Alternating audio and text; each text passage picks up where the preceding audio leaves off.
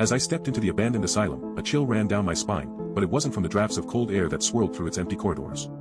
It was something far more unsettling, the realization that this place had once been home to countless lives torn apart by madness and despair.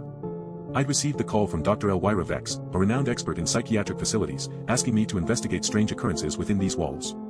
Her words still echoed in my mind, "Come alone, come quickly." Now, as I navigated through the decaying hallways, I couldn't shake off the feeling that I was being watched by unseen eyes. Each step creaked beneath my feet like a mournful sigh, making me wonder if I'd disturbed some long-dormant presence. My footsteps led me to Ward 314, where Dr. Vex had arranged for me to meet her assistant, Kaylin Zorvath. The door was slightly ajar, and I pushed it open with a sense of trepidation. Inside, the room seemed frozen in time, dusty furniture, rusted medical equipment, and flickering fluorescent lights casting eerie shadows on the walls. Kaylin sat at a desk near the window, staring blankly out into the overgrown garden below.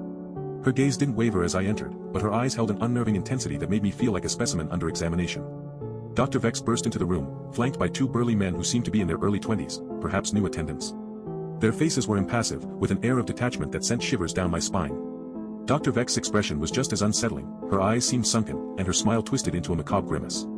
"Ah, welcome," she said, gesturing for me to approach the window. "Please observe this."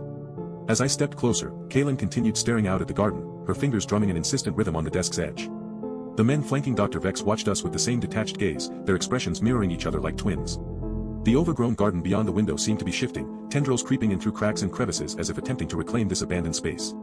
It was a subtle but unnerving movement that made my skin crawl, like nature itself was trying to reassert its dominance within these crumbling walls. I felt Kaylin's gaze upon me then, and it sent shivers down my spine. Her eyes seemed to hold a dark secret, a truth hidden beneath her vacant expression.